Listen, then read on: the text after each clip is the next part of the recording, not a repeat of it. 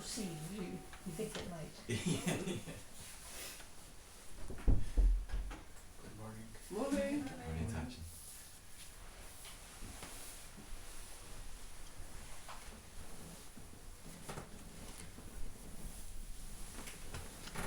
Good morning, all of you, whoever you are.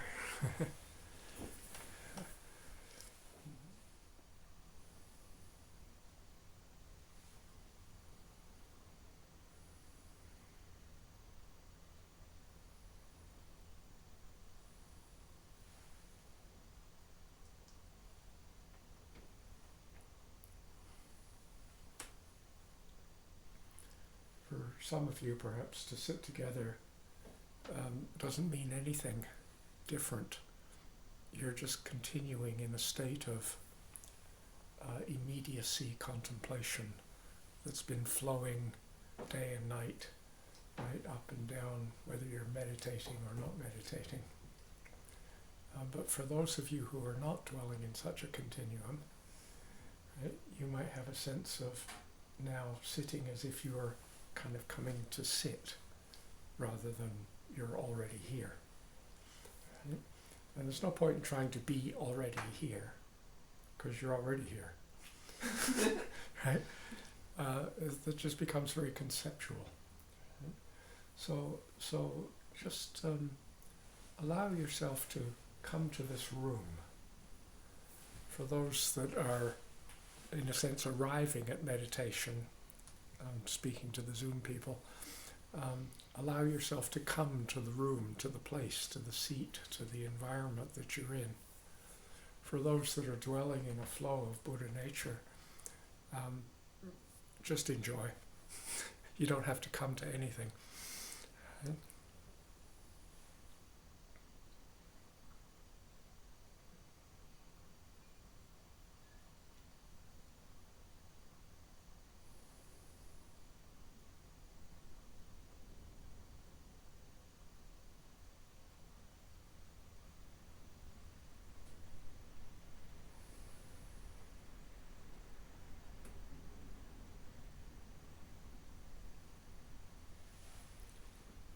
And to facilitate this, see if you can invite a smile.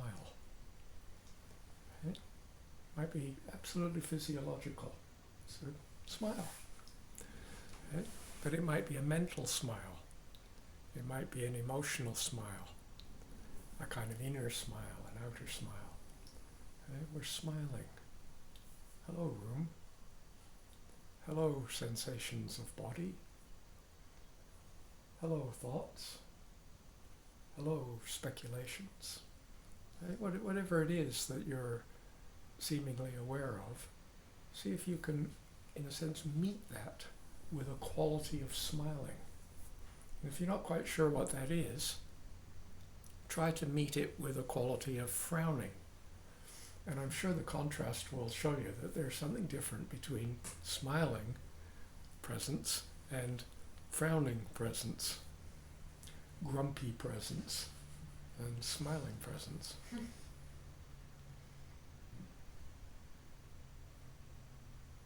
So we're smiling and we're breathing. This is just to remind you of what you should already know. If you're able to listen to me, for sure you're breathing. If you're not breathing, you won't be listening. So just feeling the kind of the whole body settling, breathing, smiling, arriving in this room, being more richly, fully present.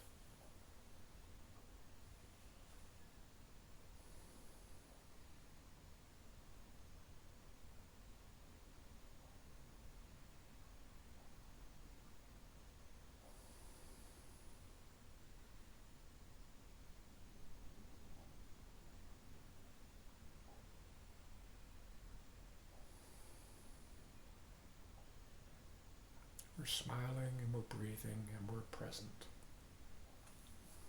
Our eyes are open. Right? In this field of light, I am present. with these visual experiences, I am present. Not trying to shut off anything. It's not an inner thing. It's not an outer thing. Right? It's just seeing, breathing, smiling, listening. Right? Not listening to yesterday. That's impossible. And not listening to tomorrow. That's also impossible. Okay? So you're always listening. If you're hearing and listening, it's present listening. There's nothing more mysterious than this. Okay? So you're smiling, breathing, eyes are just softly open, not trying to gather in objects, but not trying to keep them out. Smiling and breathing and listening, right? Smelling.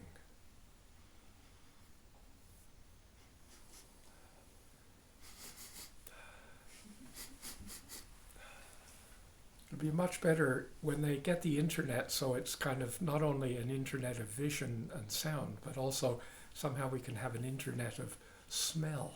Like oh, yes, how is it over there? Oh, yes, lovely. Or smelling. This is there are kind of subtle knowings, messagings, if you like, that are coming on the smell. And your whole body is adjusting, and your breathing is adjusting to the smelling, and your smiling is changing its texture in response to your breathing. You get a sense of this. There's a kind of a wholeness of living.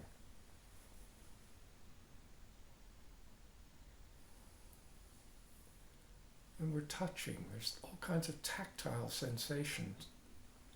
Our breathing is, we know about our breathing through tactile sensation. Yeah, it's kind of a very subtle stroking of my sweater and my shirt on my belly as my belly moves out and in with the breathing. Right? Very, don't pay much attention to it, and yet if I just allow myself to be open, it's there. Everything's responding, dancing with everything else. Is kind of responsive knowing. Different domains of responsive knowing. Smiling, breathing, seeing, hearing, tasting, touching, smelling. And through all of this will be a mysterious river of thinking. Not you thinking. You don't seem to be able to start the thinking or stop the thinking. Right? But kind of concepts associated with the smell, right? Different smilings, different qualities of breathing, responding to the shifting concepts, ideas, thoughts. Right? I'm just beginning to rest into this.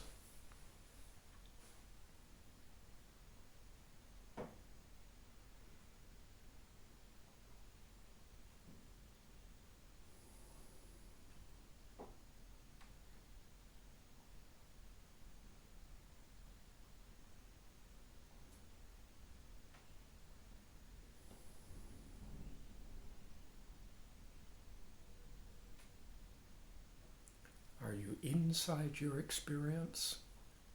Or are you outside your experience, looking at your experience? And even if you have a sense of being outside your experience, looking at your experience, are you not still inside your experience?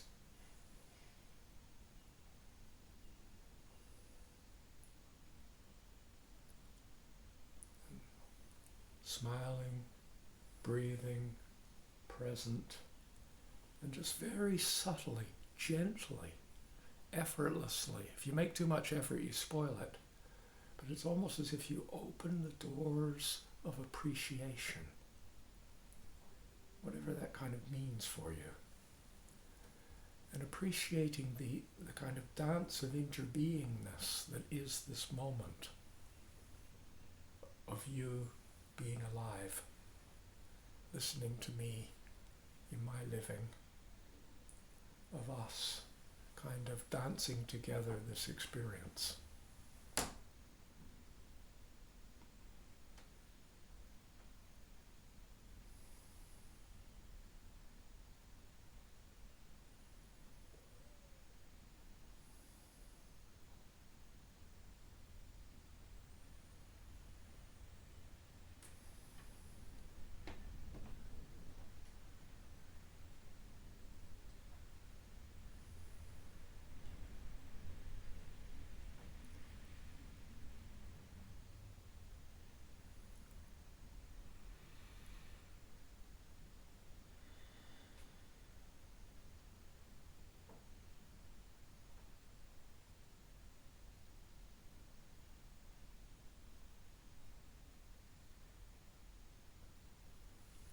We take refuge in love and clear seeing.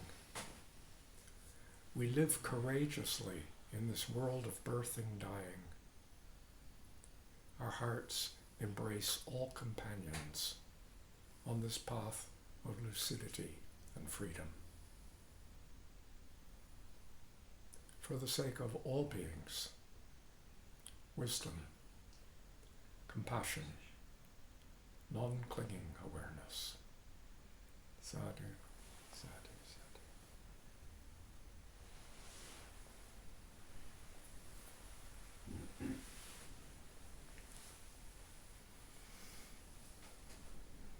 There's a famous saying in Buddhist scripture, right, that the teaching is good at the beginning, it's good in the middle, and it's good at the end, right? Or it's good for beginners, and it's good for kind of intermediates, if you like, and it's good for experts, right? This is not the only final explanation of it, but it gives a sense, like to somehow rest in this presence that we are. We can approach this as so-called beginners.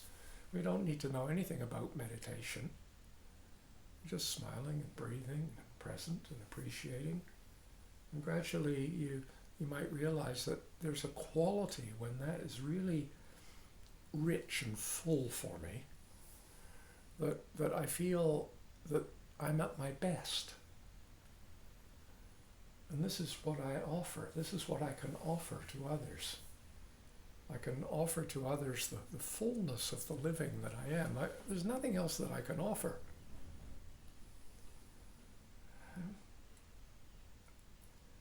And as we go further into this, right, we might become more and more kind of enriched. You know, I was thinking that a metaphor, if you like, for a life of Dharma could be a bit like, learning to sing a song.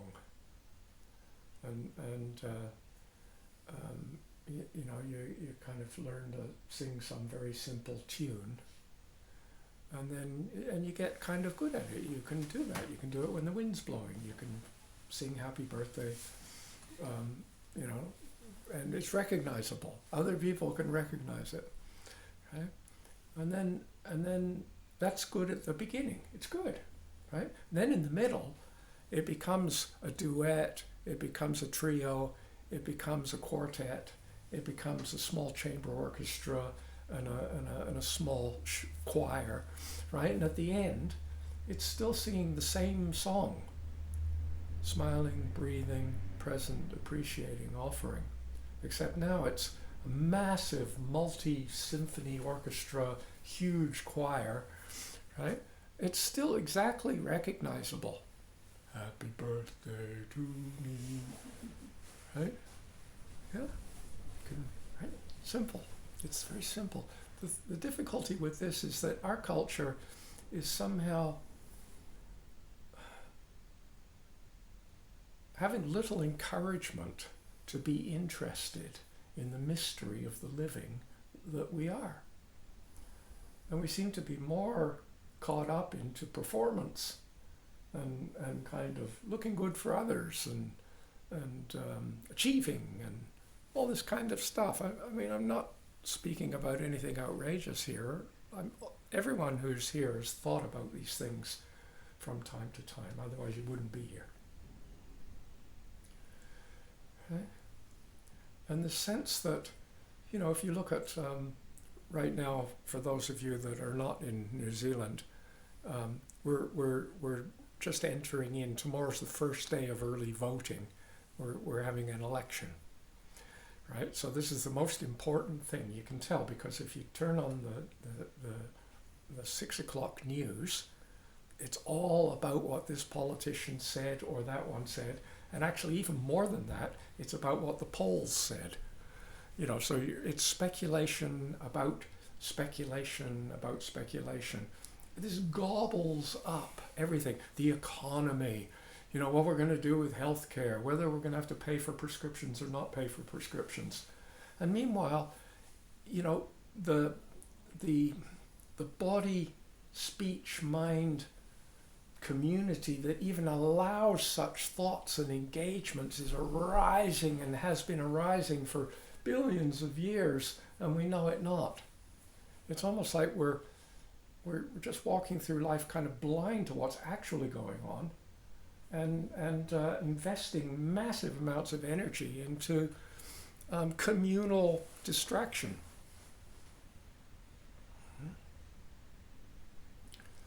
So, we've been using this in this exploration of what I think of as primordial Dharma, right?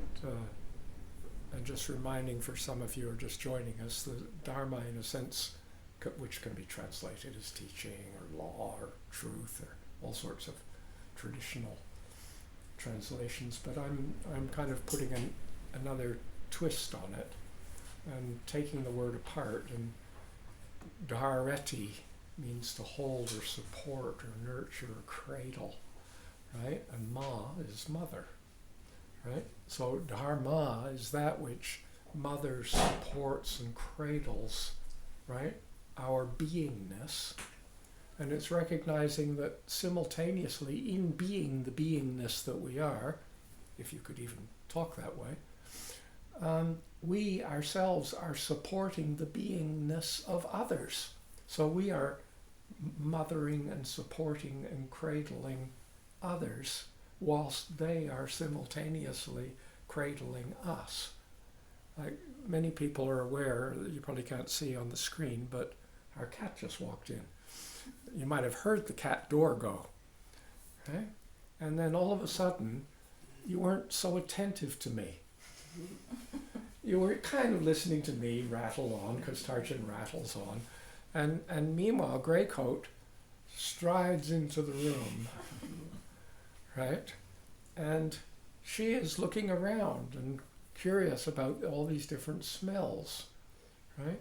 And her activity is mothering and supporting your experience, but your experience is mothering and supporting her experience, right? If you became really upset or aggressive or agitated, her behavior would change,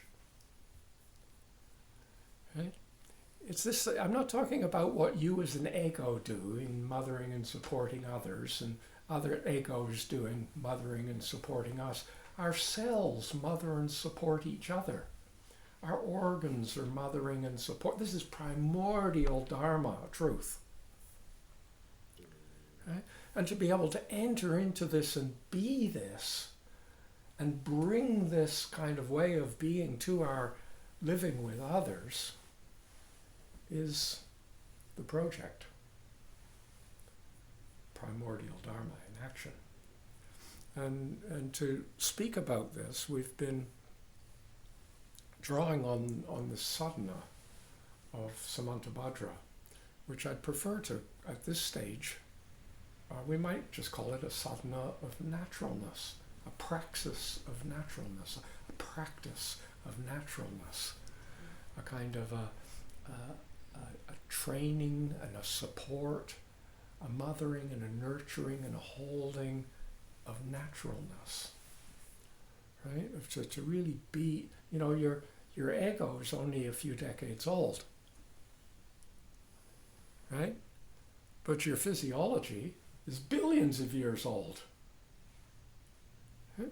we share huge amounts of our genome with various plants.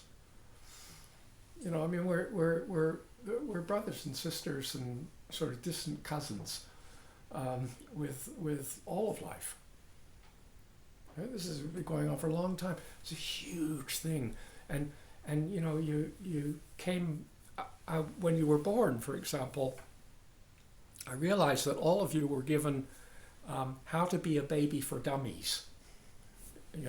And you had to, as soon as you were born, you had to whip open the book and turn to chapter 1, and it sort of, the chapter title of chapter 1 was breathe. So, breathe. What's that? How do I breathe? Well, right? How do you breathe? Right? Do you have any idea how you breathe? Right? And why is it that when you're walking up a hill, your rate of breathing increases and your heartbeat increases? Right? There's an incredible intelligence, right, which is underpinning everything that we do. And yet we kind of move through life seemingly addressing, creating a stance of relationship with other, which brings forth our least intelligence. This is not Buddhism. This is life. And we could take the drawing on the sadhana, right, as a kind of a reminder, right? You could take the first 3 sections, which we have now had a look at, right? And the first section is the preparation, and the second section is cultivating bodhicitta, or bodhicitta sometimes could be, citta is mind, bodhi is like awakening, so it's like cultivating the awakening mind. But just the other day I came across a beautiful different take on bodhicitta. And instead of calling it the awakening mind, they call it the blossoming heart. Right? And it's not to say, mind is, actually citta also means heart. Right? So why do they, we say mind, it's almost like sort of some brain, some blossoming kind of brilliant conceptual intelligence that understands everything, bodhying, but when you say the blossoming heart, to me it has a whole different quality to it. It's almost like a melting. It's kind of a falling open, right? So the second section is like cultivating the bodhicitta, and then the third section is refuge, which is what we're sort of talking about last week or last month, and we'll continue a little bit further today.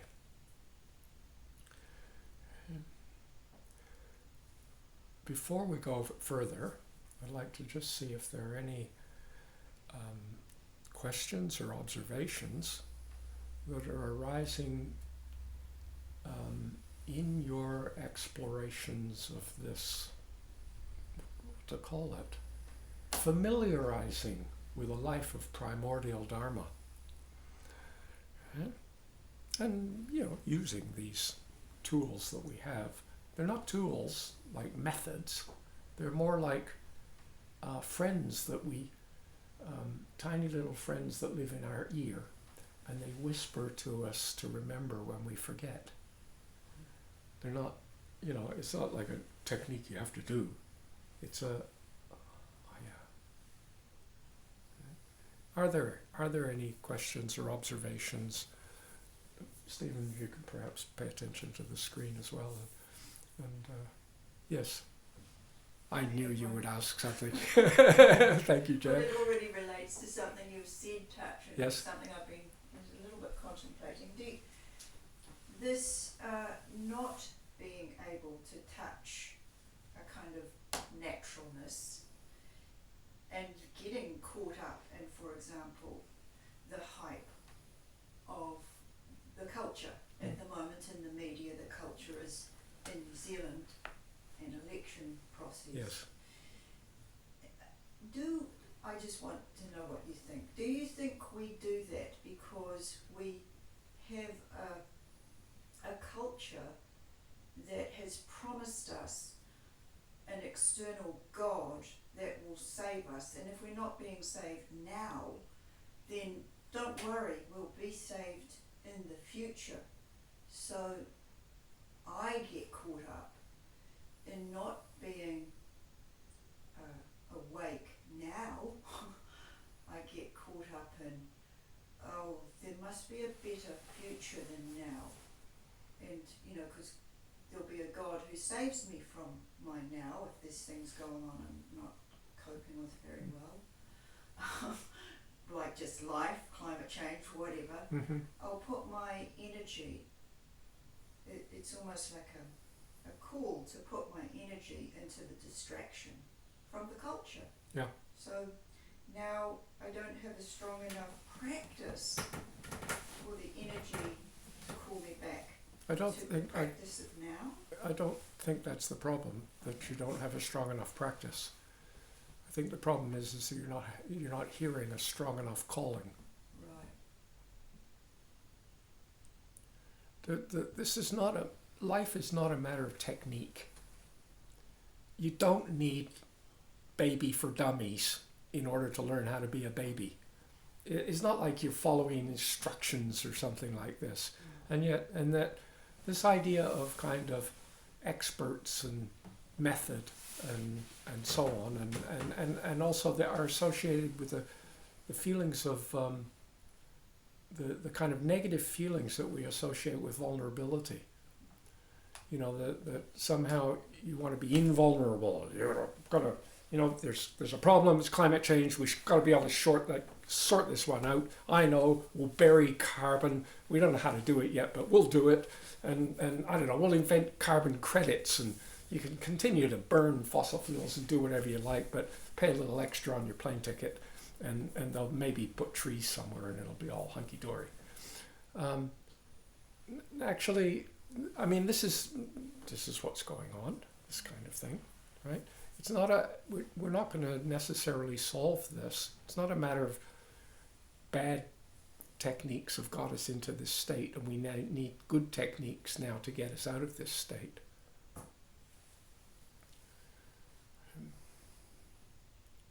The problem is, you know, I'm going to be very Buddhist here. At the bottom line, the problem is ignorance. And you know, I you know, Ouija, right? I mean, I've heard this for years. My teacher Namjo would say this again and again, and ignorance, ignorance, ignorance. Like, oh yeah. We're all stupid. We're all a bunch of stupid idiots. You know, we're kind of ignorant just going through this. And then, you know, somehow he kept on repeating this.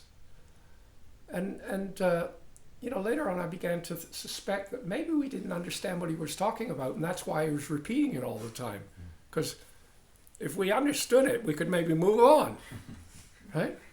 And so one day, and you know, I'm totally projecting on him, right? But let's have a fantasy trip, you know, in sheer desperation at our kind of incapacity to get this. He said the problem with ignorance is you pronounce it wrong. He said the problem, the suffering, the cause of suffering is ignorance. What was that word again? Ignorance. Oh, right. Right? He just pronounced ignorance a little bit differently, and suddenly turned it from a noun into a verb. Yeah. And I remember hearing that, and then he can't really emphasize it. He said active, willful ignorance, right? And in a sense, ignoring the mystery of the living that we are, right? And you know, the nature of this is not as simple as being able to just castigate society or culture and say it's a mess. And then there's this kind of holy kind of seeing and being. It's not like that, right? It's like in the process of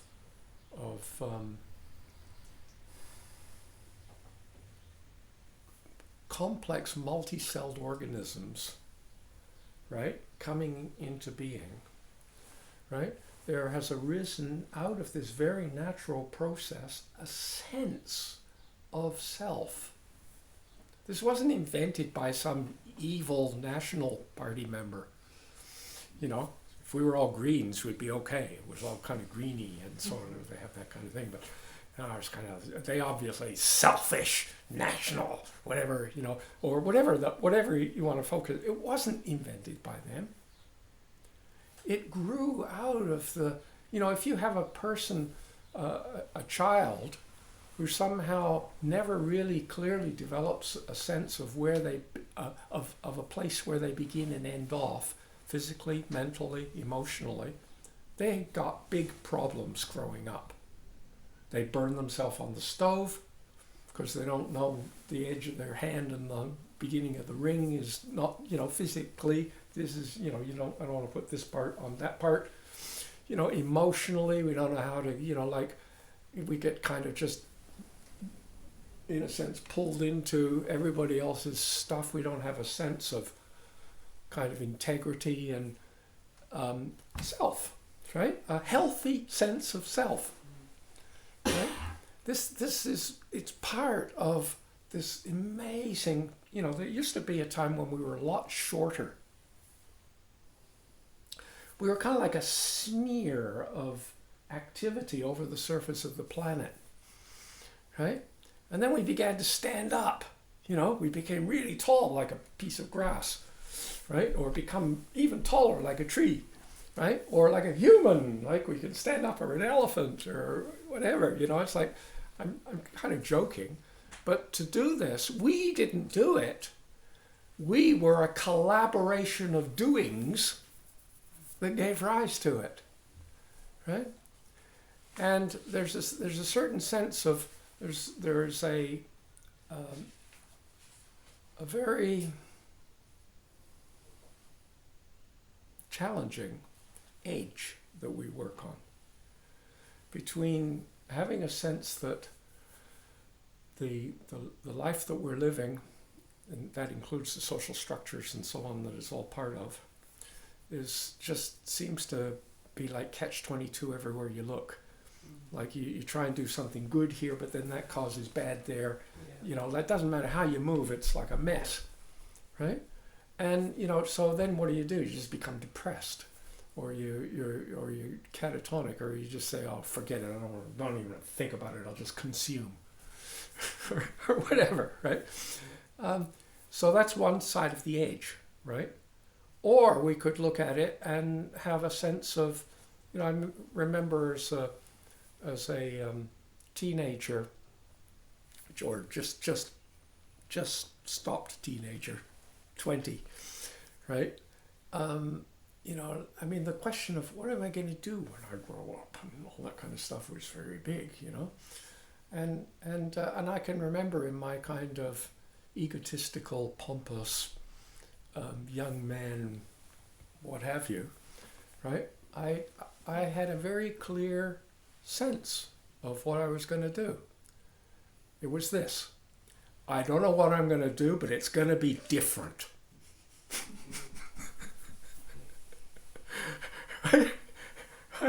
It's like somehow going down this route, you know, of all the kind of suffering and misery, just couldn't see any way to navigate this. And so I started looking for something else, which brought me to Namjol and Dharma and so forth, and brought me to being a monk for a long period of time.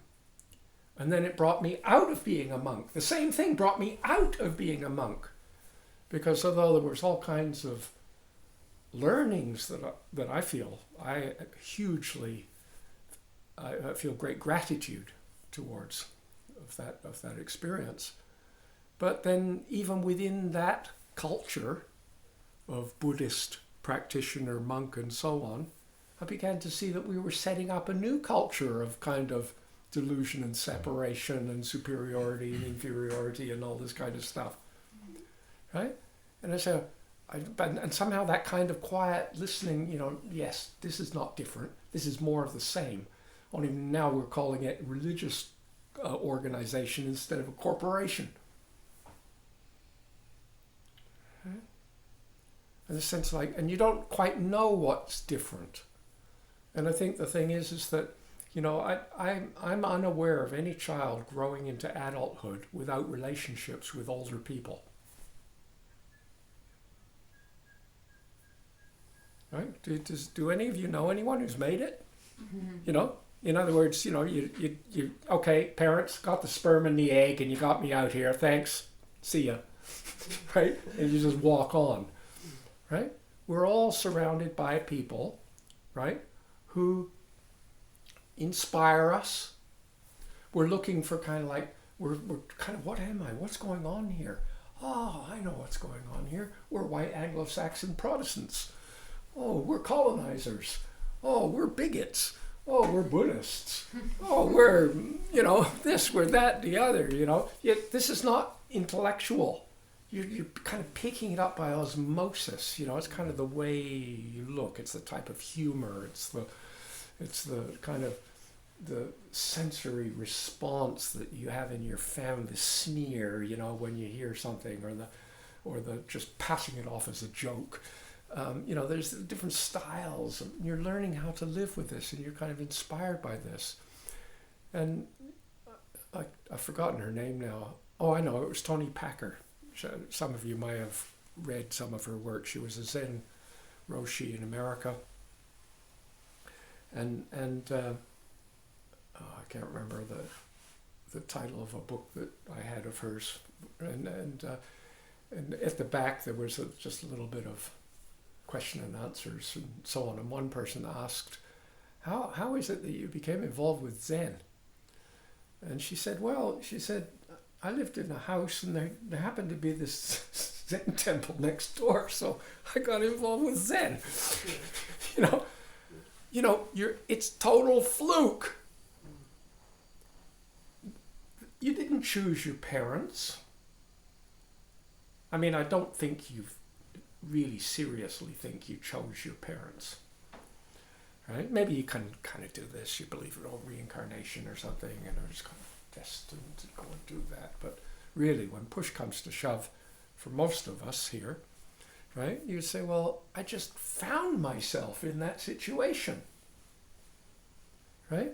With this body, with its capacities and it's also its foibles, because maybe I was born with one leg shorter than the other, or a hole in my heart, or a genetic challenge, right? And then I'm learning how to make that work, right? I'm making it work. I'm going to make it work. I'm going to learn to speak, because that's what you do, right? And we're growing into this, and with this we're getting this stronger sense of self. And sometimes we might meet with adults who are just other beings, right? Who model for us curiosity about how does the universe work? And at the same time, we might meet other adults who model for us fear of getting it wrong, or hope of being famous. Can you see this, right? This is like, and in a sense, you imagine for a moment the child goes down there, okay, done chapter 1, breathing, got that, right? Now chapter 2, digestion. Oh, okay, got that one together. Okay, now growing bigger. It was a big chapter, but I got that one, right? Now I'm up here, and now I'm reading the chapter on, okay, now you have to choose mentors and surrounding situations and circumstances. Okay, I think I'll choose to be wealthy in a gifted society and so on, or I think I'll choose to be born in a horrid, wretched condition and poverty and so on. I don't think so, right? You find yourself there, right? This life finds itself there. This isn't a failure on the part of the culture. The culture is just the collective of humans or creatures trying to survive, right? But the thing is that we can, at the beginning, in a sense, there may be some mystery there. That is, somehow there's not at least not discouraged. You don't have to be encouraged to be interested in what's going on. That might even be a mess. It's really important to not be discouraged from being curious about what's going on. That's really important, because that allows you the freedom to kind of move, right, as it's going. Right? And that's that kind of interest in it is the calling. I'm hearing this. It's calling me.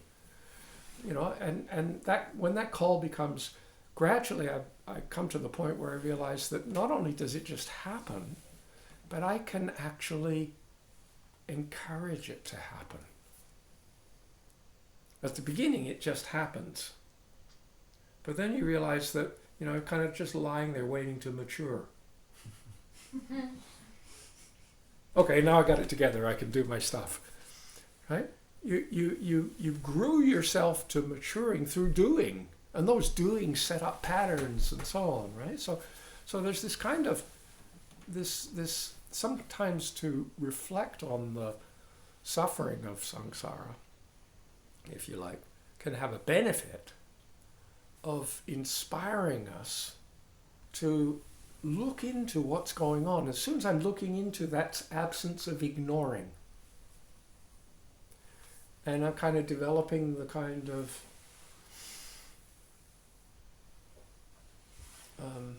a kind of openness of question. Gradually you begin to realize that everything's related to everything.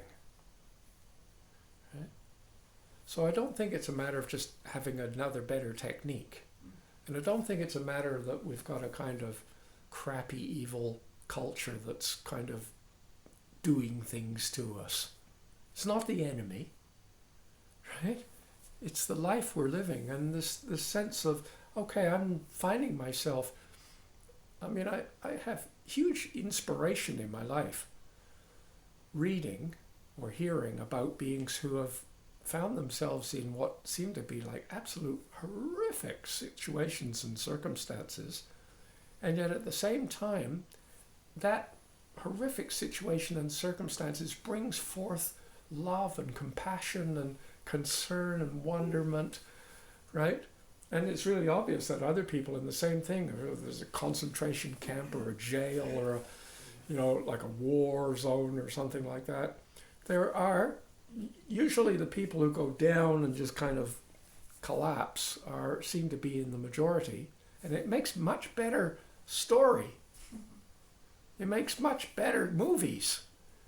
You understand? There's no kind of, it's not really a great famous thing about being patient and loving and non-judgmental. It's really, there's a certain limit of number of kind of scripts that you can write. Television soap operas based on kindness and caring. It'd be lovely. People say, "Oh, that's really nice," but after a while, it's kind of like, "Oh, let's have one with an action movie." When we say an action movie, we mean doing nasty things to other beings. Yeah. It grips our attention. But what happens when actually the kind of wonderment of the world grips our attention with, I get gripped. Right? And so, in a sense, a sadhana such as this, because it's written down, it's sort of like, don't think of, I'm going to come back to the text, but don't think of it as a practice. Think of it as a reminder of doors that you can walk through. And it's all you have to do is all the doors go to the same place. It's a good door at the beginning. It's a good door in the middle. You don't attain awakening gradually. All that stuff for people who are involved with Buddhist and gradual paths and lamrims and instant paths and so on, right? It's a huge delusion. There is no gradual awakening. There's just, right? And so it's not like a ladder that you walk up steps, right? You in a sense, it's not the techniques get more and more complex and more full as you go along. What it is that I will only go through a door if I feel the door's intriguing and inviting. So at the beginning it goes, you could have a better self. You could be more in control of your life. You could be a more loving person. You could develop wisdom and compassion and all. Ooh, I want to do that. And you go through the door, right? And then later on, at a kind of another door might appear in the process of this, we might go, but where do I begin and the others end off? And we do seem to be so interconnected. And what's actually going on? How does thinking meat give rise to these thoughts and feelings? That's all you are, you know. It's like just thinking meat. Right? And so we begin to look and we begin to see the interbeingness and the interknowingness and domains and dimensions of knowing, not just conceptual knowing, but sensory knowing, and etc., right? And we might come into a sense of interbeing, interknowing, and this is, wow, it's another door. We enter through this door. Right? And then there may be, another, wow, non-clinging. Enter through the door. Right? And where do we end up when we enter through the door? In the full richness of here, the ever-present immediacy of now. Okay. So the door that isn't inviting for you or is confusing or doesn't seem to be accessible to you is useless. But the door that you can open, even if it's incredibly simple, even if the culture calls it grade 1, is the most important door you can go through.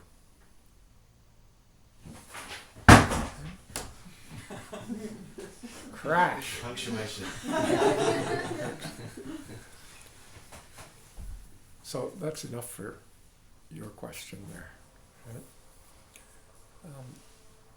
Was there anything in anyone on the screen, or I'm not paying attention to any hands flapping or anything. Nathan. I think you may have actually already touched on it, but just for the sake of a word that I hear a lot, which isn't a lot in the Sadhana, but I just am curious about it, is there's this reference to heart, and to take something to heart. Yes. Which I think is what you've just explained. Mm-hmm.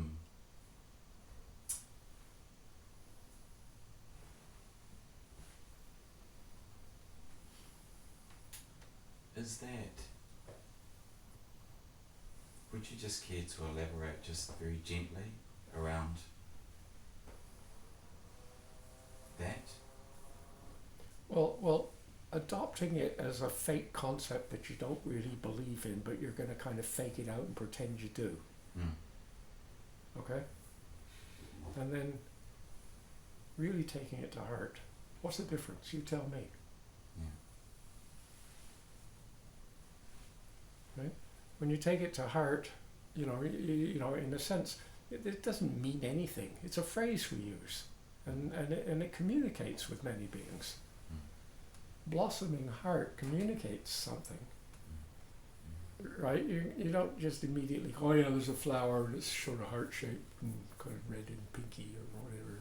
There's kind of some intellectual kind of thing. It's a feeling of being, right? And when you say you take it to heart, it's like you take it to your innermost core, your most central, or your beingness, which eventually might be not some inner beingness that's a core, but it might be the whole of your being.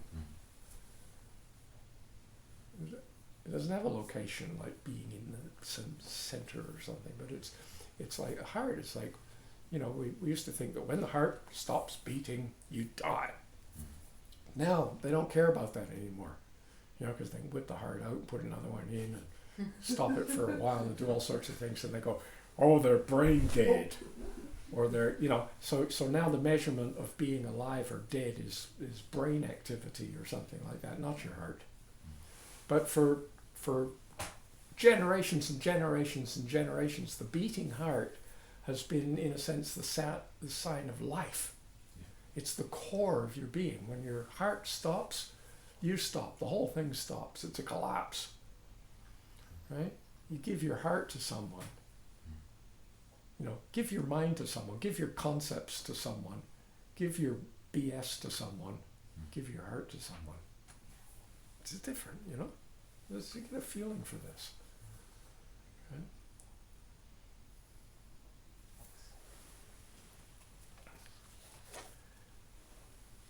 Can we just have a pause for a moment, and then I'd like to just come back to the text. And in the pause, if it would be helpful, you could stand up and have a stretch.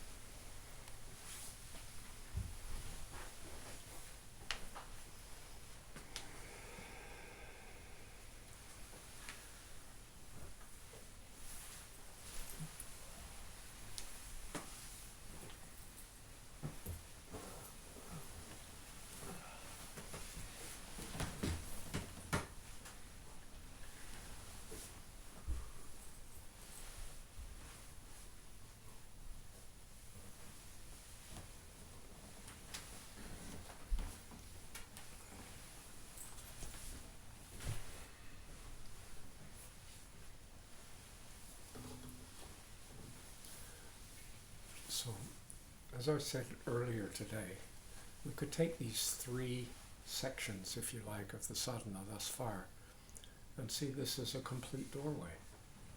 Right? See, even three doorways. Right? The first doorway, to cultivate this sadhana of naturalness. Because I don't know if we're going to get to a figure of Samantabhadra. We could forget about Samantabhadra for now, it's just too esoteric. Right? This sadhana of naturalness, right? Do I have to explain naturalness, Nathan? You know, heart, naturalness. You know, you get it, right? This praxis of naturalness, right?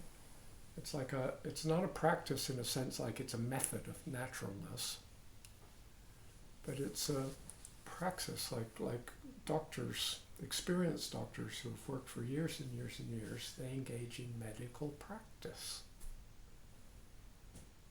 That doesn't mean they're trying to learn how to be a doctor. They know how to be a doctor, and it's a praxis, and it consists of experimenting and observing and making adjustments and engaging. This is the praxis, right, that you're doing. So this is a praxis of naturalness, which is the same thing. We're having a sense of self, but we're also exploring what's possible with this, and does it have a boundary, and does it have an age, and how real is it, and where do I begin and end off, and you know, all this praxis. To cultivate this praxis of naturalness, arrange yourself in a comfortable posture. Right? And we spoke bit about this earlier, about it being comfort, like a strengthening posture of body, speech and mind, a posture, not just a physical thing, but a kind of posture of being which supports you feeling strong and good. Not bravado strong, but you know, you're happy, you're interested, you're curious, you're loving, you're open, you're undefensive, you're confident. These are things that give us a sense of strength, right? So this is a huge thing here. This is a doorway. Oh yeah. You know, when you're approaching what to do, you know, with your mortgage, could I maybe first of all take up a posture, a comfortable posture? Mm-hmm. Can I approach this question with my greatest strength rather than my weakness? You know, these really difficult problems that we're facing, it makes sense to me that we would bring our greatest strengths and skills and talents to the problem rather than our greatest weakness to the problem. I've got this big problem and I'm going to solve it, but I see if I can do it on one leg. And could I do it half starving? And could I do it feeling worked to death and kind of overwhelmed by everything? Now I can deal with my problem. It eats us. So arrange yourself in a comfortable posture. This is ongoing. This is not something to do at the beginning of this practice, sadhana. This is a doorway for life. We start it now maybe, but we don't stop it. Even when we turn the page and go later on down the sadhana, we're still constantly scanning, moving. Right? Can I do this? Then making friends with your breathing. Right? Smiling. That's the friends. Breathing. Invite your entire body, brain, mind community. Right? The whole of your being. And you may think that maybe you're living with this is my body, brain, mind community. Or this perception of this experience of me sitting here in a room with other beings speaking is my body, brain, mind community in action. Or the entire ecology of the world is my body, brain, mind community in action. Doesn't matter how you're understanding this. Invite that beingness that you have identified as what you are. Right? We're not jumping into non-being or anatta or emptiness or anything here. We're working with what we've got. We've got a sense of self.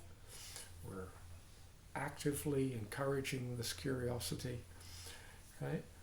Invite your body, brain, mind community to settle into a place of pristine stillness and vibrantly awake presence. And consider for a moment that what we mean by stillness isn't, right? Imagine for a moment that what we mean by stillness is you by settling into this fullness of body, brain, mind community that you are, smiling and breathing, right? You don't depart from that or go anywhere else. You don't kind of rip off and become a partiality and full of worry again. Like you're settled in this. It's not, you're settled in it. You could be dancing while you're doing this. You're absolutely settled in dancing, in being the body, brain, mind community dancing. But there's a sense of, when you're unsettled, there's always a sense, Jen, of, but maybe over there would be even better. This is really great. I'm feeling so good, but I wonder if I could make it even better. And we spoil our good by wanting to kind of have even better good. Right? I'm trying to speak in a very ordinary way, right? So what we're talking about here is not something which is inaccessible to people, right? To cultivate the sadhana of naturalness, arrange yourself in a comfortable posture, and then making friends with your breathing, right? Right? So the kind of rhythmic pulse of physiology exchanging gaseous substance, right, with other beings.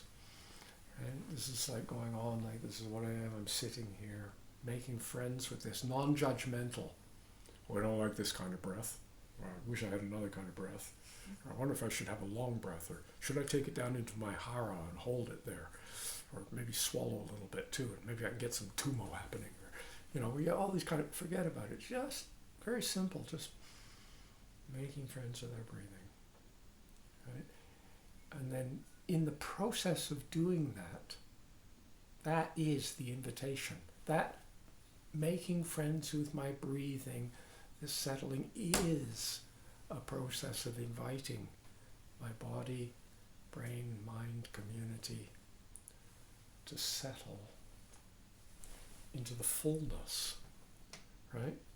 Into this kind of pristine stillness. It's absolutely pure.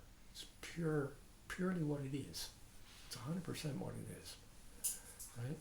And vibrantly awake presence. So now we got smiling, breathing, present.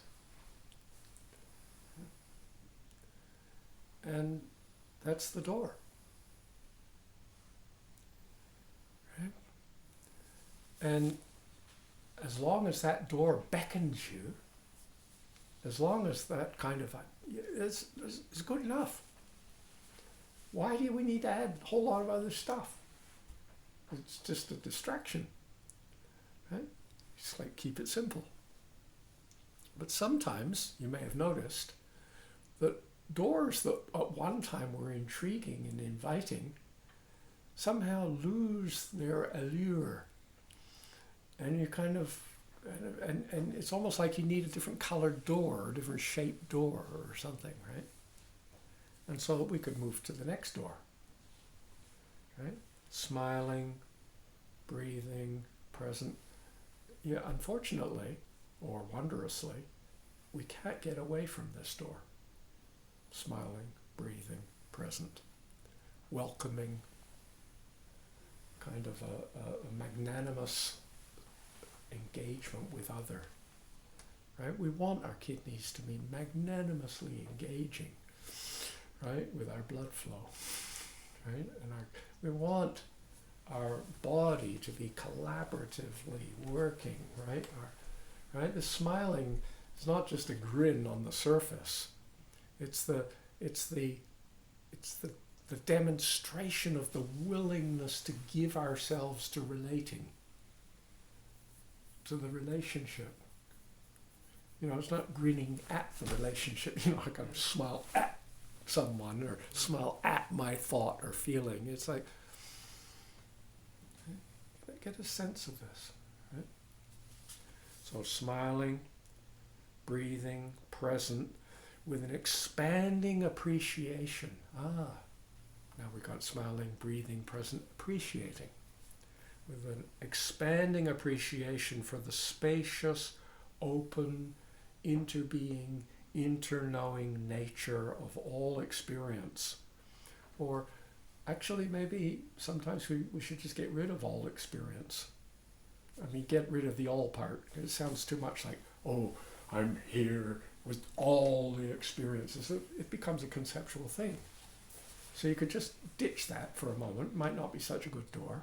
And instead, we go with an appreciation for the spacious, open, interbeing, interknowing nature of this ongoing experiencing. Whatever it is. You sitting here in this room with me now, listening to me going on. Right? This is the ongoing experience. Right?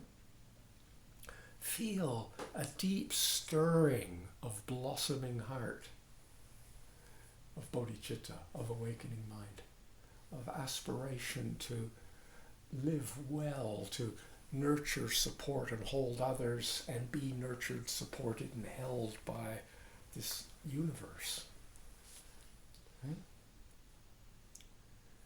Feel a deep stirring of bodhicitta, a naturally evolving disposition, kind of a tendency, a capacity in your being, a naturally evolving disposition for cultivating both in ourselves and in others, or through our relating with others, the magnificent human potential for panoramic, multi-realmed awareness and ceaseless compassion and love.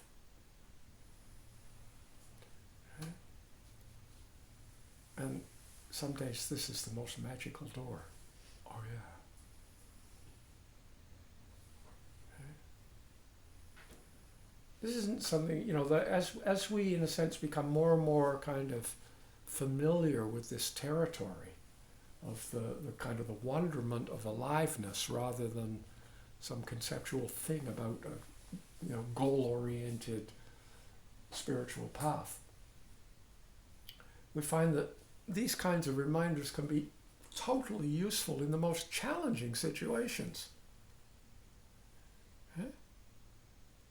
So, you could be falling apart physically, everything's going wrong, you're in the midst of medical treatments. I'm speaking now from recent experience, right?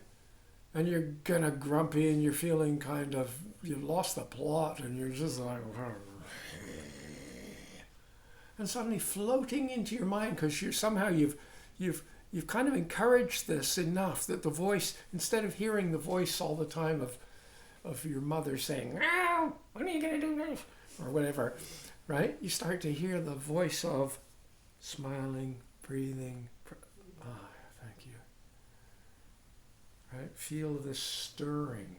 I don't have to think of it as stirring of what. There's a stirring to cultivate this kind of quality of panoramic, multi-realmed awareness and love. Smiling. Thank you. I don't know who I'm thanking. I'm by myself in the garden or something. Something shifted. It's kind of like, how did I forget? Right? Whether you want to call this the inner guru or something like this that's reminding you of the truth, that's an unnecessary explanation. There's nothing wrong with it.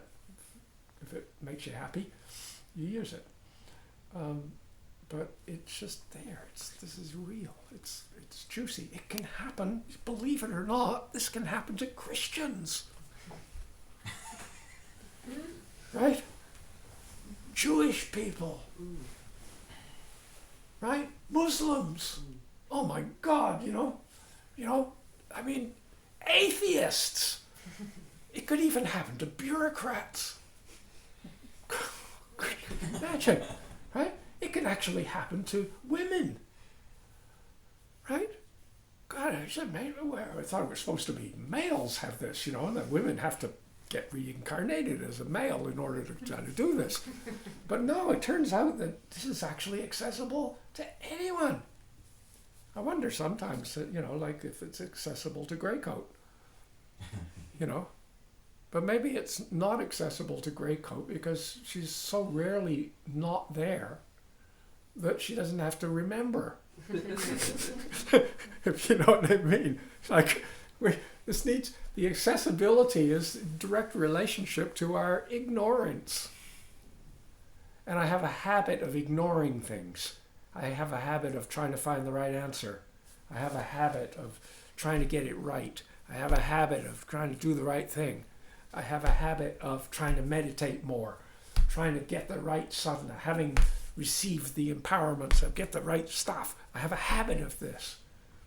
Or I begin to gently, over time, through this mysterious meeting, the kind of intent that's actually buried in multiple traditions of spirituality, and I can speak for Buddhism, right? That is inherently buried in there from the very beginning. And we begin to hear the call more readily. And when it gets eclipsed by other calls, that call comes through. Right? Through cultivating this immeasurable, all-encompassing expanse of spontaneous love and clear-seeing presence. May we loosen the hypnosis of samsara. In other words, start to be more of the day is spent in vibrant, awake responsiveness, and less of the day spent in kind of hypnotic, knee-jerk, unaware responsiveness.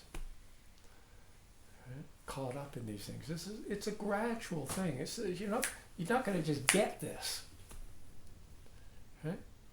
I can recognize that this is the kind of thing that I was wrestling with when I was 20 with Namjal. and I'm still fighting. It's good at the beginning, and it was good in the middle. And, you know, I don't know if this is the end, but it's still good. And then we come to refuge. Is the cultivating the bodhicitta spectacularly different than the first technique, the preparation? They were very similar doorways. They're both just, it's like, it was like,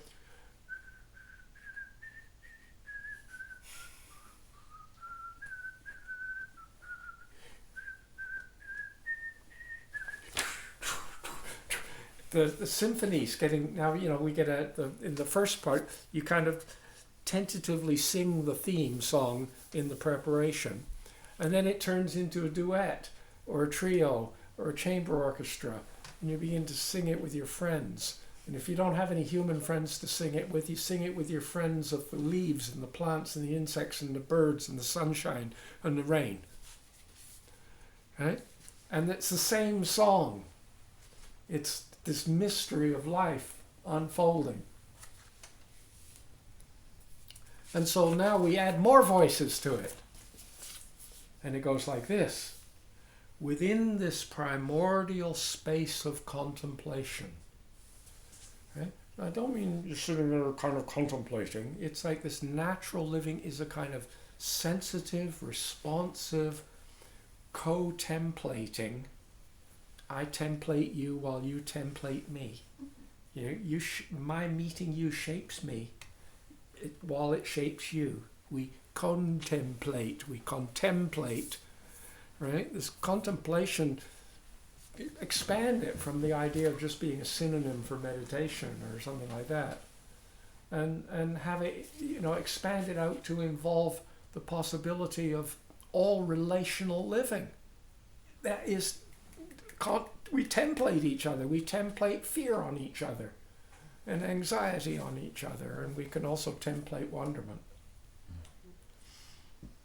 Right? So within this primordial space of contemplation, smiling, breathing, present, appreciating, offering, reflect on refuge, your deepest sense of groundedness, connectedness, and belonging.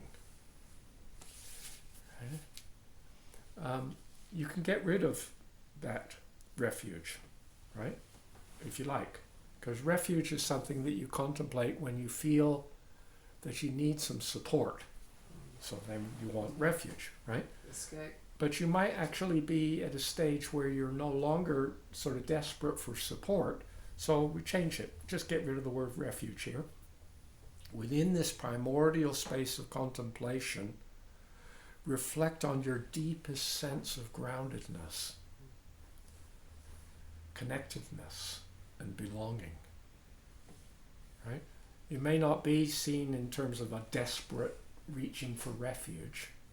Nothing wrong with that. There's a phase where you can look at this as refuge. But what true refuge is a sense of belongingness, a sense of groundedness and connectedness. Okay? And then the text goes further to say, smiling, breathing, present, appreciating, offering, I deepen this confident, knowing experience of belonging or groundedness. Right? And it doesn't say anything about how to do it. It's just kind of recognizing that this space of being tremendously alive and responsive and engaged and strong in the sense of good qualities present is I'm grounded in this. I walk in this. I shop in this. I engage with others in this. Right? And that's it. Now there's this huge long in-between verse that was written in the text. It says one might enhance this contemplation of belongingness, of groundedness, of centeredness, of belonging, of refuge, right? With the following words. But you should also feel free to express these aspirations and understandings in any other way that feels meaningful to you. So these words are the most superficial and unimportant part of the whole text, because this is just sort of filling in some words for you if you don't really feel you got any words for yourself. And the words are kind of useful because we can use them as words are like doorknobs. You know, like if you've got a door and it doesn't have a doorknob on it, it's really hard to kind of open it. You can't grip it. You know, it's like it's just a smooth surface. You need a knob there or a handle or something. You know, like to.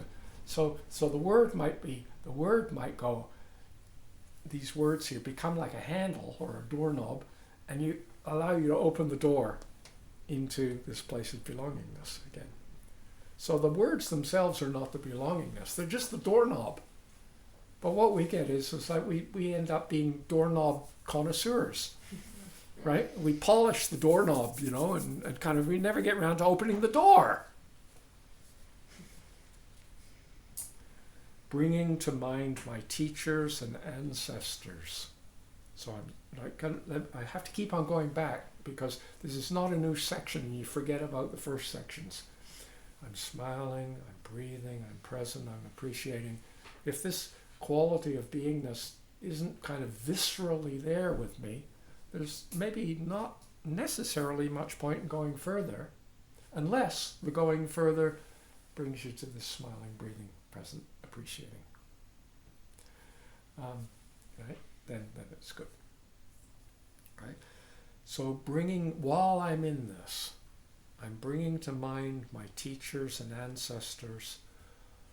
You know, you can realize that my whole flow of beingness, like how much I've been inspired by beings, poets, writers, teachers, gurus, dead people, live people. You know, when I say dead people, Buddha's a dead person kind of thing. It was 2,500 years ago, but for some beings, that being's life might be inspiring still, right? St. Francis of Assisi, right? Huge number of people are inspired by the life of St. Francis, of a dead person. It doesn't matter, right? But this like recognizing that I've grown, these are my mentors, my kind of sources of stimulation for aspiration and goodness and question.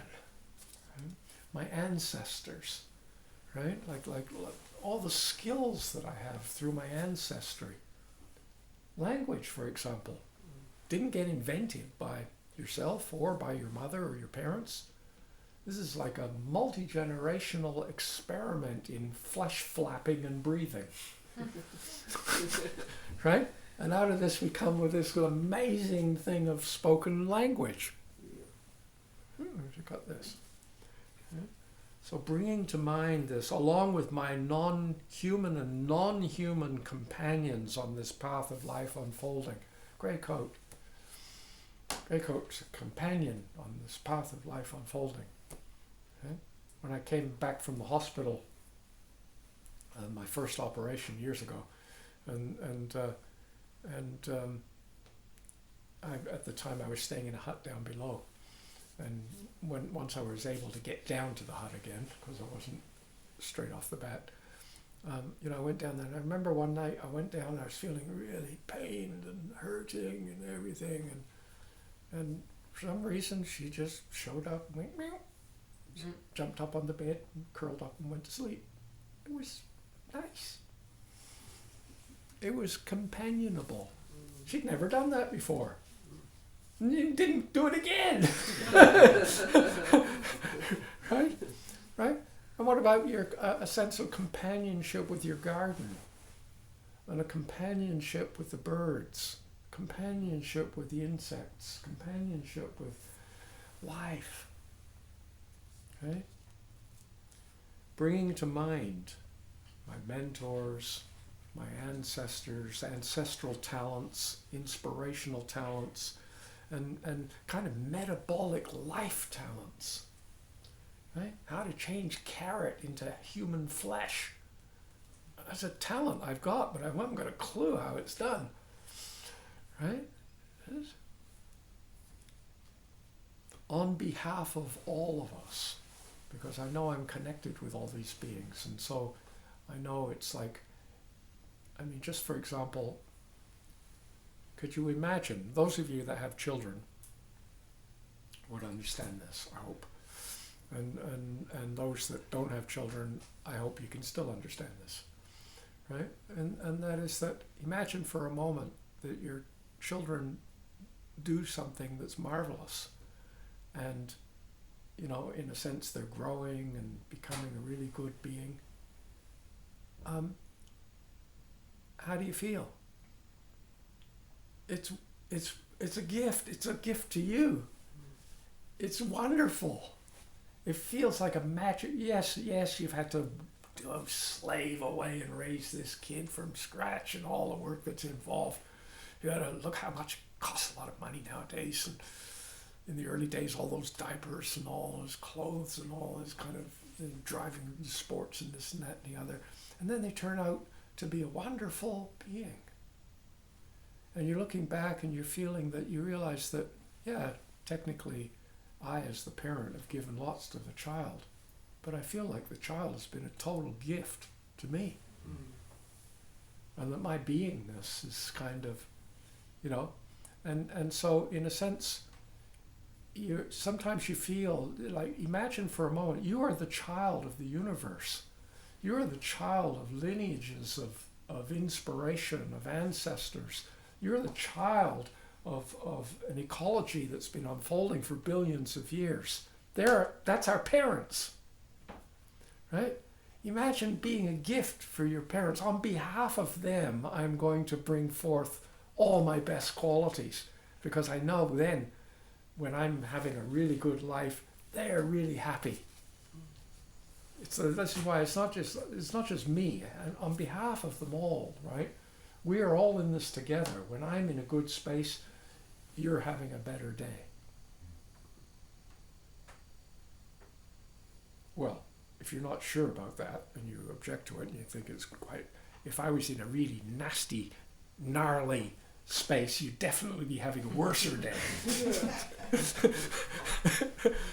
Sometimes the kind of the contrast to the opposite helps us to kind of shed light on what we're looking at.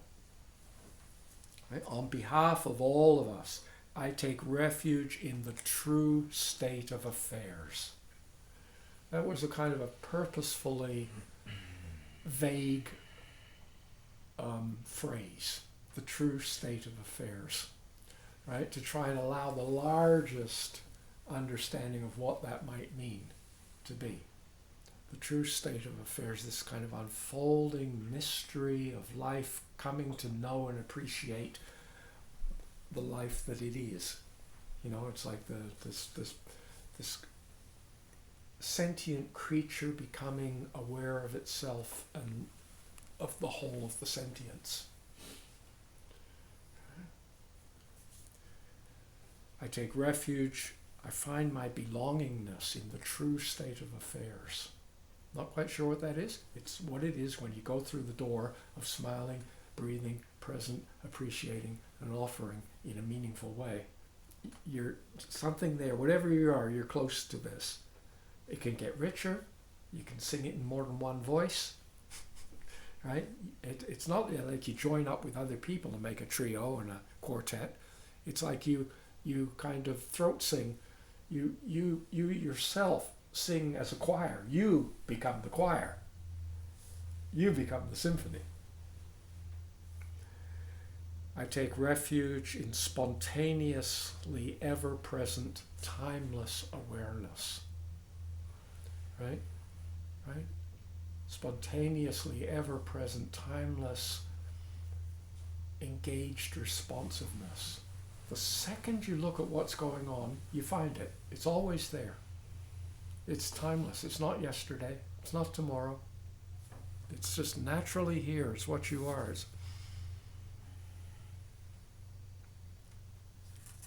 I take refuge in radically inclusive love unfolding in all its fullness. Okay? And imagine, this is a huge mystery for people who don't know what a heart is, right? But imagine for a moment, in a very kind of ordinary way, that love, Umberto Maturana talked about love in one of his books as the capacity to accept the legitimacy of another in relationship with yourself. So in other words, like you're accepting the fullness of like the other person's a gnarly being who's kind of unpleasant and hard to be with, right? And you can accept them as being that at this moment. They could change, and so on and so forth, right? And not just I accept you, but stay away, come back tomorrow when you're feeling better.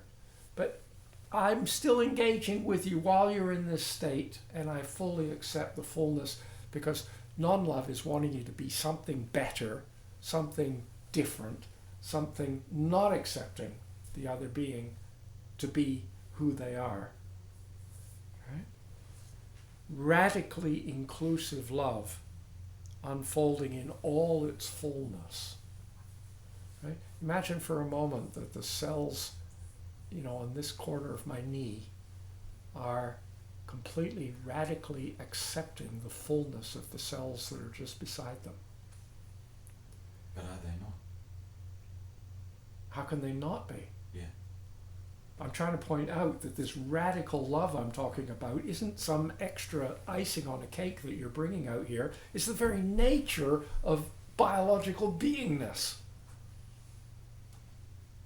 And it's not to say that I'm not trying to diminish the kind of marvelous emotional experiences of love that the human being can have. But I'm saying that they are kind of ways of tasting something which is much more pervasive and full and through that, without the cells smiling and accepting and engaging. It's almost like love is from this point of view, right, is the kind of foundation of the universe, and then the froth on the cake is just our human sense of separation and judgment and kind of gnarly, right? But actually underneath all of that, we don't usually see it this way. We see it more of a kind of a Freudian way. It's basically the whole thing's deeply flawed, and we've got to kind of sort the whole thing out. This one's beginning from is something different. Right? I take refuge in the true state of affairs. What's the true state of affairs? This is spontaneously ever-present, timeless awareness. Well, that doesn't make any sense to me. Okay, the true state of affairs is radically inclusive love unfolding in all its fullness. Well, it kind of made sense yesterday, but it doesn't make sense today. Okay, the true state of affairs is the vast, ungraspable suchness that is this living world universe. This is ever-fresh Budding, the kind of wonderment, the the joy of Budding. This is ever-fresh Buddha in action, this living. I recognize, celebrate, and cultivate the paths, teachings, encouragements, and supports that support our realizing the true state of affairs. What supports you in realizing the true state of affairs? Okay? Daily I will bring forth generosity, and here we talk about the 6 parami. Right? Generosity, wholesome relating. Think of cellular generosity. You want a few ions? Here. Oh, you're giving me this one? I'll take some glucose, thanks. There's all kinds of giving and receiving that's going on all the time in a kind of core of our being. Right? I bring forth generosity, wholesome relating. All of me relating to all of you in a way that supports the ongoing wholeness of the situation, both for you and for me. Right? Patience. Right? Kind of a deep recognition that everything has its own timing and rhythms, and the acceptance of that, so that we don't have to go, oh, come on, hurry up, you've got to go faster, be on my time. Right? Absence of patience is just expectation that everyone's going to be exactly tuned into your current need, hope, fear, anxiety, whatever. Right? Whereas patience could actually be just inherently there when there's generosity and wholesome relating, and like what we call the patience is just this kind of poised readiness that allows us to engage whatever's next. Skilled use of energy, a continuity of caring and inquiry, and wise understanding. And I've spoken extensively in the past, and for some people there's, I think earlier in the last year, I spent a whole class, Sunday classes, on each one of these 6 parami. Right? Each one is a kind of a doorway. Oh yeah, giving. Oh yeah, wholesome relating. Oh yeah, patience. On one day, patience isn't much of a doorway for me. The knobs fell off. Can't find it anyway. But giving, oh, I got that one. Right? Wise understanding. Right? A recognition. Wise understanding is having clear understanding. It's with form. I understand it's this way and that way and that way. Wise understanding is realizing this is my feeling and opinion. It's not the whole story. And so I'll hold that understanding loosely, openly, spaciously. It's kind of wise understanding. This, right, cultivating the 6 parami, the various paths, teachings, encouragements that support our realizing the true state of affairs. This is Dharma put to good use. Right? Not just it exists, supporting and mothering and nurturing and be supporting. It's like I'm engaging with it. Right? Releasing into a profound sense of being, this continuously gestating mystery of communion. Right? This together happening that's taking place at multiple levels is gestating the next moment. This is why we say it's beyond birth, it's beyond death, because it's never born. It doesn't get born, it's just gestating. It's not dying. It's kind of birth, death. Right? It's continuous going on. This gestating mystery of communion, right? Releasing into a profound sense of this, I am home. Smiling, breathing, present, appreciating, offering. This is experiencing true community, Sangha, the fruition of all refuge practice. You see, all this is kind of, in a sense, it's like a deepening of all the doors that went in the bodhicitta, deepening of the doors of preparation, or an enriching of the door, if you like, or a sense of, and with that enrichment comes a greater confidence to not just hear the song, but to participate in singing the song. Right? Others might actually hear you singing. Gradually, Buddha, Dharma, and Sangha appear to merge and mingle until we realize that each one contains and reveals the other two. Right? They're not 3 different kinds of things.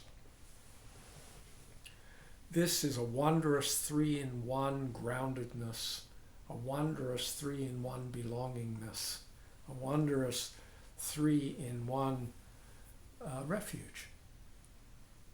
Right? The natural presence of Samantabhadra, the natural presence of naturalness. It's where we belong. Where we belong. Not just where I belong, but where we belong. And then we cut back into the main text, smiling, breathing, present, appreciating, offering, I deepen this confident knowing experience, knowing/experience. I'm not sure if it's the experience. It's not a knowing of the experience is the knowing. This knowing experience of refuge, right? Of groundedness, of presence. And, this is, that they say in there's many prayers, refuge prayers, and quite often in the Tibetan tradition they'll say, I take my refuge until enlightenment is reached. Then after that you don't take refuge anymore. There's just, you are belonging. You are grounded, you're abiding where there's no abiding. That you can't be shaken out of this fullness that you are. They can put you in jail. They can say we don't like the way you speak or the way you act or something like this, and so you're going to be punished. But no one can actually say you're not allowed to cultivate love and clear seeing. We were speaking to Andy Rinpoche, who was he said, he described to us that he said it was quite nice because the Chinese government kind of hosted him having a multi-year retreat, right? It was called being in prison. Right? It's great. They sort of paid for him, gave him food and everything, and he just continued to cultivate his practice. Right? You can cultivate this practice on the operating table. You can cultivate this practice recuperating, or you can cultivate this practice carrying what's considered traditionally an illness. Right? You can cultivate this practice in the midst of an election. Right? And as we kind of think our way into this, we begin to see that just merely living this way would resolve so many of the problems in our culture. Things would just sort themselves out. Okay?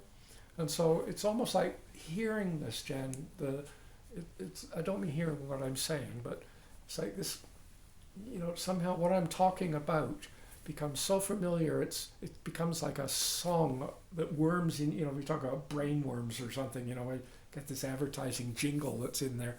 Well, imagine you got a Dharma jingle that's kind of like brain wormed in, and it goes,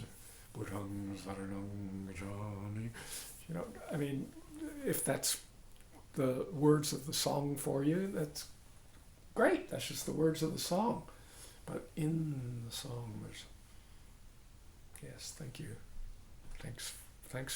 Thank you, universe, for reminding me. So these are the first three stages, and in one sense, you could see that this is a kind of a complete practice. And we could talk about Mahamudra, and we could talk about Dzogchen, and is this Mahamudra, or is this Dzogchen, or is not really, or we haven't got to there. But actually, when you strip it all through, and we're coming to this, what does it mean to enter into this state of the natural way of abiding? Right? Could there be a natural way of abiding? I'm interested in it. I want to know how it works. I'm studying it intellectually. I'm doing it meditatively. I'm thinking about it. I'm feeling it. I'm testing it in my life situations to see if it's useful. Okay? This is all I'd like to say today. Thank you. You're welcome.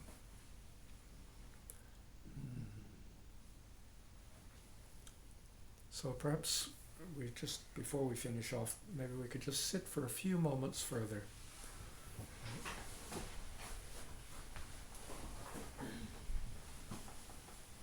And just give us space for these ideas to kind of percolate or sink more deeply into your being.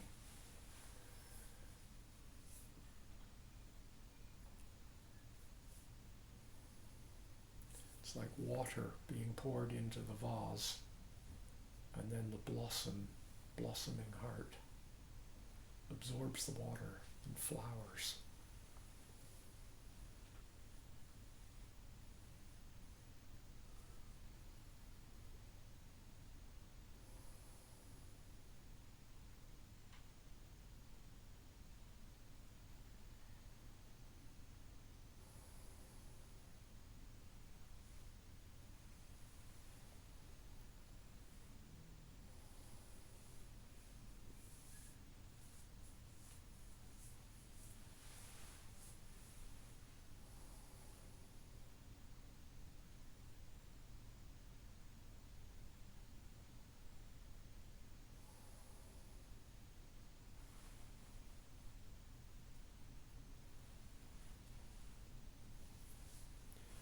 power of these wholesome activities, may our lives be rich with awakening.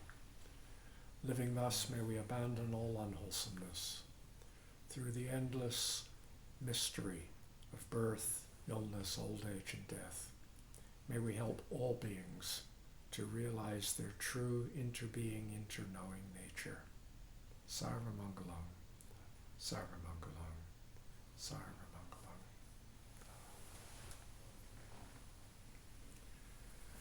And I did want to make an announcement just while I think of it, and that is that we're holding the aspiration to have a 3-week residential retreat at Wangapeka in the end of mid-March to early April next year. I'm holding the aspiration, right? And they're already taking registrations if any of you were thinking along the lines of wanting to do that. And we will go through most of the text, if not all of this text again, but it will be with the space in which you can kind of cultivate and contemplate and take this more deeply. So that's coming up.